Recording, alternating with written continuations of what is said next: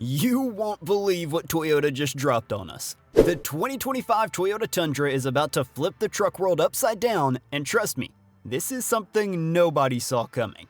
When the CEO himself steps up to announce this, you know it's enormous. But there's more. This truck isn't just about power. It's packed with features that will send shockwaves through the entire industry. Let's get in to find out what makes this truck an absolute monster on the road. The 2025 Toyota Tundra Hybrid is likely to keep momentum from its 2022 redesign, with a possible refresh on the horizon. While the Tundra Hybrid already stands tall in its class, Toyota seems ready to give it a few updates to keep things interesting. The changes might not be groundbreaking, but they could add just enough flair to keep it fresh.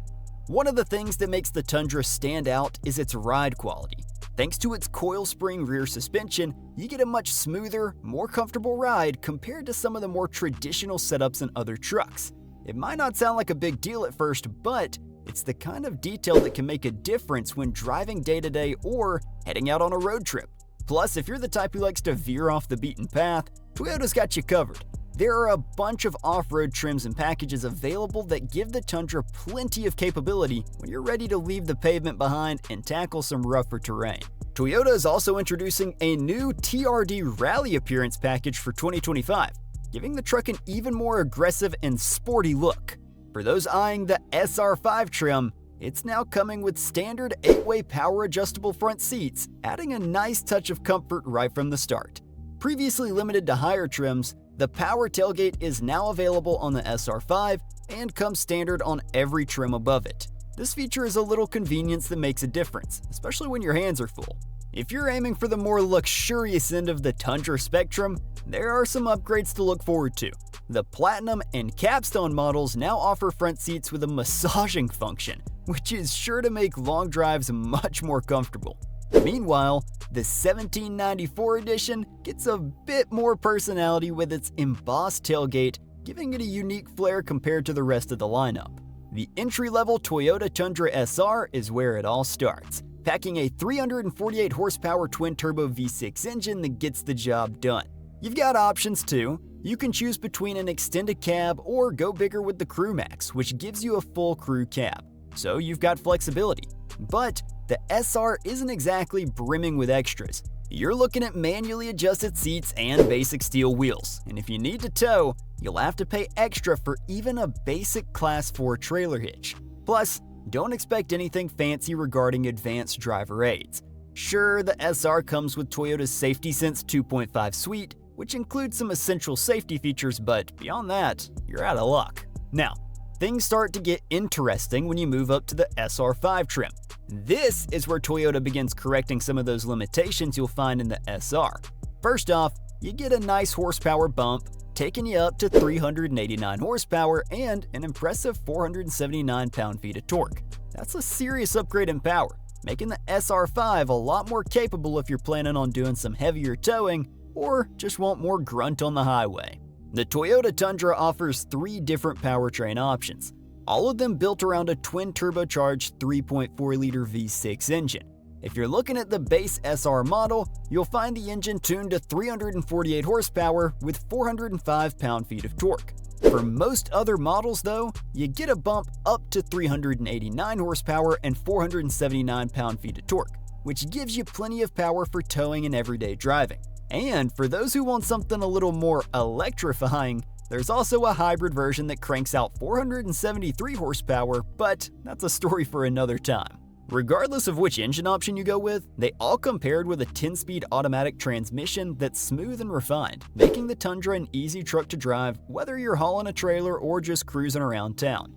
If you go for the 4-wheel drive version, it's worth noting that the Tundra uses a part-time system. Now, that means you'll need to engage a 4-wheel drive manually when you need it, unlike some of its rivals that offer a full-time system. It's a small detail, but one to keep in mind if you're used to trucks that automatically shift between 2- and 4-wheel drive. One of the things that sets the Tundra apart from some of its competition is the coil spring rear suspension. Similar to what you'll find in the Ram 1500, this setup gives the Tundra a noticeably smoother ride compared to trucks that stick with more traditional leaf springs. Whether you're hitting potholes in the city or bouncing along a rougher road, the coil spring suspension helps keep things comfortable and controlled, making the Tundra a solid choice for daily driving.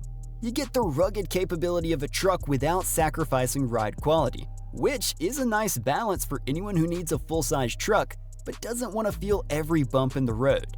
The Toyota Tundra can tow up to 12,000 pounds, which is decent but not groundbreaking in the half-ton truck class.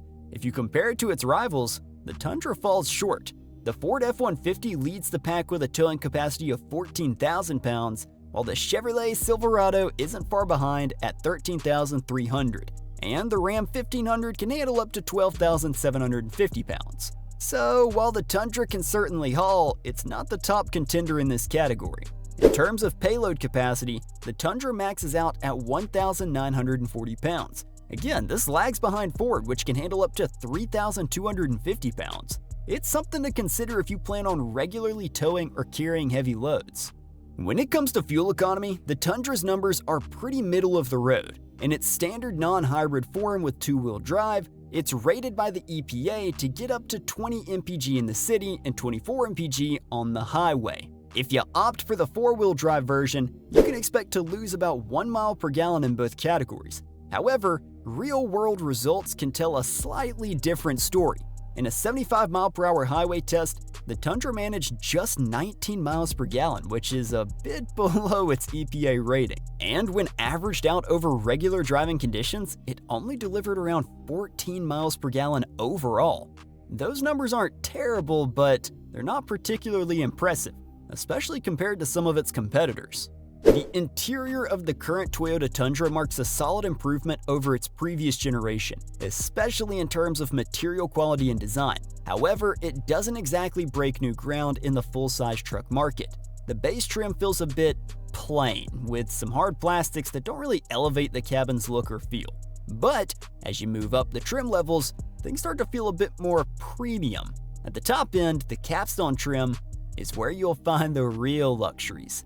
Semi-aniline leather upholstery, American walnut trim, and even acoustically laminated side windows to keep things quieter inside. It also comes with a heads-up display, which is a nice touch. The dashboard in the Tundra is designed to be functional, with a chunky, purposeful look that works for a truck of this size. The wide center console not only houses the shifter, but also offers plenty of storage, which is always a plus in a truck. The standard setup includes analog gauges with a small driver information display, but if you're opting for the higher trims, you'll get a 12.3-inch digital instrument cluster that brings a more modern touch to the cabin. In terms of cab and bed configurations, the Tundra offers some flexibility. The extended cab, also known as the double cab, comes with a 6.5-foot or 8.1-foot bed, giving you options depending on your needs. If you go for the larger Crew Max cab, you can choose between a 5.5-foot or 6.5-foot bed. Going with the shorter double cab won't affect your front row comfort, but it significantly cuts into rear seat legroom, dropping it from a roomy 41.6 inches in the Crew Max to just 33.3 inches in the extended cab. So, if rear space seat is a priority, the Crew Max is the better choice. Now, regarding infotainment, the Tundra offers an 8.0-inch touchscreen in the SR and SR5 trims, but a much larger 14-inch screen is available on the SR5 and comes standard on all higher trims. This big screen really dominates the dash and offers clear, easy-to-read graphics. However, while there's a handy volume knob, there's no tuning dial, and the steering wheel controls feel a bit limited, which can be slightly frustrating. The base audio setup includes 6 speakers in the extended cab and 9 in the crew cab. But if you want something more powerful, the limited trim comes with a 12-speaker JBL premium audio system. Higher trims also come with wireless charging, and wireless Apple CarPlay and Android Auto are standard across the board. Plus, there's an optional Wi-Fi hotspot available if you're willing to pay for the subscription. Ultimately, the 2025 Tundra Hybrid seems set to build on what already makes it a great truck, with a few design updates to keep things fresh and competitive. Toyota knows its audience, and they're unlikely to mess with the formula that's already made the Tundra Hybrid such a strong contender. So, while it may not be an earth-shattering overhaul, the tweaks coming in 2025 should only enhance what's already a tough, capable, and tech-savvy pickup. Will you be replacing your current vehicle with a 2025 Toyota Tundra? Let us know in the comment section below, and don't forget to subscribe to the channel. See you in the next video.